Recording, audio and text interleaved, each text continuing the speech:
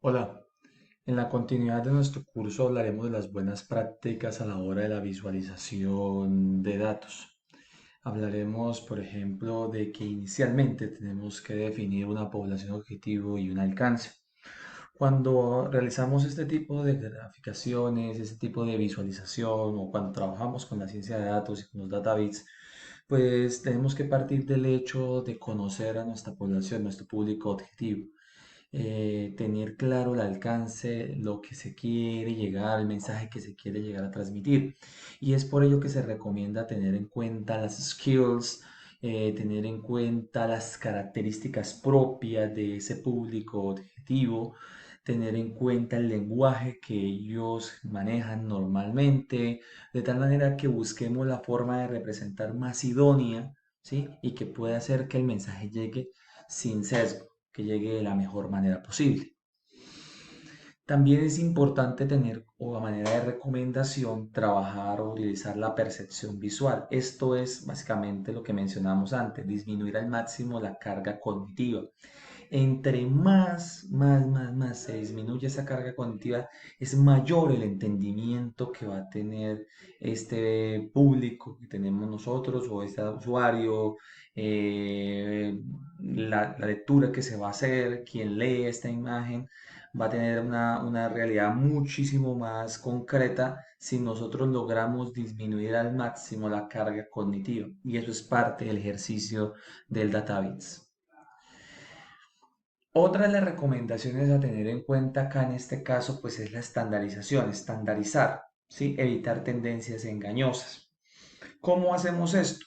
Usando las mismas medidas, ¿sí? O sea, en este caso a veces tenemos que graficar elementos que no son de las mismas unidades. En ese caso, ¿qué se recomienda? Por ejemplo, se recomienda normalizar los datos de tal manera que todos queden en el mismo intervalo, no cortar los ejes, ¿sí? Esto también es fundamental, utilizarlos, porque pues, muchas veces en lo gráfico no se utilizan, y alinear siempre, ¿sí? Entonces son algunas recomendaciones, digamos, que nos permitan estandarizar los contenidos que se generen alrededor de la visualización de datos. Algunos ejemplos.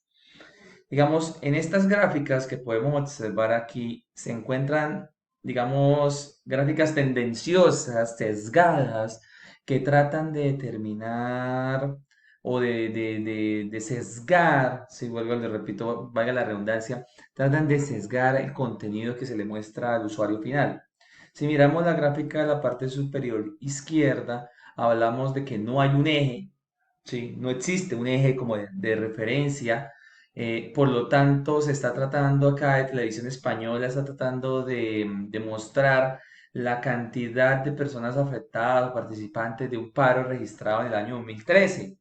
Entonces, nosotros vemos una tendencia a la baja, sí, sustancial, pero si vamos y revisamos las cifras, realmente no hay una escala que permita realmente representar esa información de manera correcta. Si miramos el dato de la derecha, aún peor, porque fíjense que en el año 2009 el registro de desempleo era de 4.100.073, ¿sí? Y pues tiene una tendencia, ¿sí? Mira la fuente, Ministerio de Empleo y Seguridad Social, y llega en el 2012 a 4.848.724. Hasta ahí todo bien. Pero lo curioso es que con tal de mandar un mensaje de disminución del empleo, ¿sí? La gráfica tiende a la baja, ¿sí? Y en el año 2014 incluso pone un valor mayor al registrado en el 2009 y está por debajo de ese. ¿Sí? O sea, una gráfica bastante tendenciosa, bastante comprometedora para un medio de comunicación y en este caso peor aún para un ministerio. La gráfica que está en la parte inferior izquierda, pues digamos, trata también de mostrar hay un prejuicio, hay una malintención detrás de la gráfica porque se muestra un porcentaje de victoria del 50.66% contra un 49.07% y fíjense la diferencia de tamaños, ¿sí? Entonces las dimensiones no representan realmente lo que la matemática está diciendo y eso es porque no existen en este caso ejes que guíen al lector en la consecución del contenido. Acá no se mantiene, en el lado izquierdo estamos mostrando una gráfica en la cual se despliega la variación del precio de la luz con el paso de los años. Eh, si nos damos cuenta, no se mantiene la escala en todo el gráfico. Normal, viene el dato común y corriente hasta el año 2012 con una tendencia, ¿sí? A subir, pero esto en el año 2013 de repente se cambió la gráfica y la gráfica empezó a mostrarse de manera mensualizada, o sea, no se mantuvo esa variación, ¿sí? O esa periodicidad de estar presentando el dato anualmente.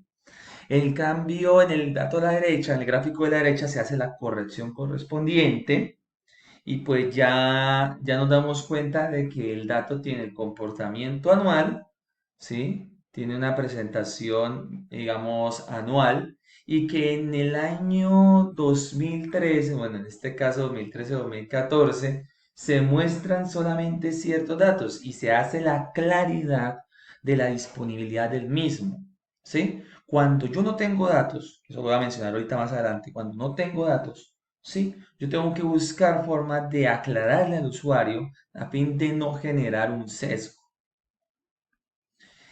En este gráfico, el de la izquierda, que es el erróneo, no se mantiene la escala en todo el gráfico, no se respetan tampoco las convenciones.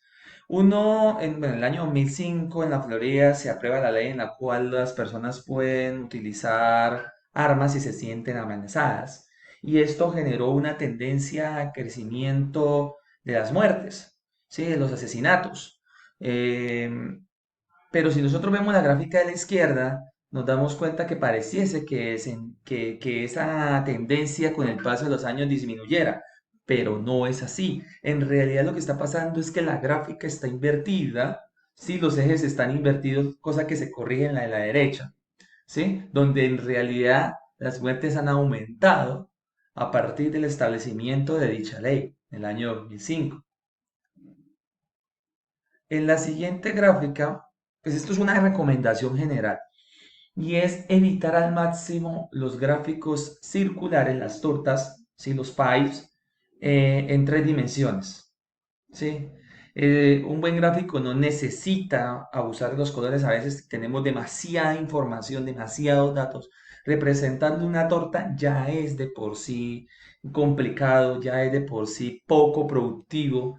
Y encima representarlo en tres dimensiones todavía más. Y si le agregamos gráficas aún mayor, ¿sí? Entonces no necesitamos abusar de colores, no necesitamos usar fondos, no necesitamos añadir dibujos, ¿sí? Entonces, si yo agrego una imagen que es de tres dimensiones, me obliga a comparar ángulos, cuando para mí es muchísimo más fácil comparar distancias y posiciones, ¿sí? Entonces, una recomendación en este caso.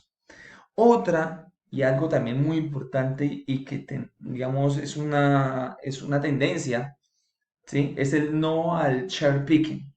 ¿Qué es el cherry picking? Entonces, cuando yo tengo pocos datos, cuando tengo muy pocos datos, se puede sospechar de él. Es decir, de que se hayan escogido cifras que ayuden a sostener la tesis de quien ha creado el gráfico. O sea, buscar aquellos datos que reflejen lo que yo quiero decir.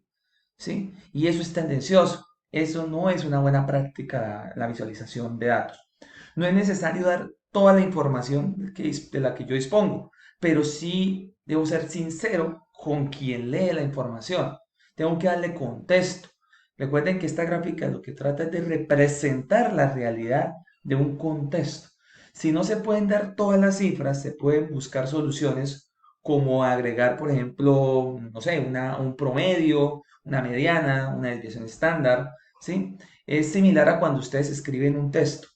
Hay que sintetizar la información cuando uno hace un resumen, cuando se hace un abstract, ¿sí? Hay que sintetizar la información sin que se pierda sustancia, ¿ok? Te propongo un reto, ¿sí? Existen en la literatura los principios de Gestalt, ¿sí? Los cuales permiten orientar el desarrollo de gráficas ¿sí? Son buenas prácticas, es una serie de lineamientos que debemos tener en cuenta. Por tanto, a manera de tarea, ¿sí? De labor, como parte de esta actividad, eh, te solicito que por favor me escribas un ejemplo para cada uno de los principios de Gestalt y nos los compartas a través de la plataforma. Acá además encontrarás adjunto al video una serie de recursos que te pueden ayudar en el entendimiento y en complementar conocimientos sobre este ejercicio. Muchas gracias y nos vemos en el próximo video.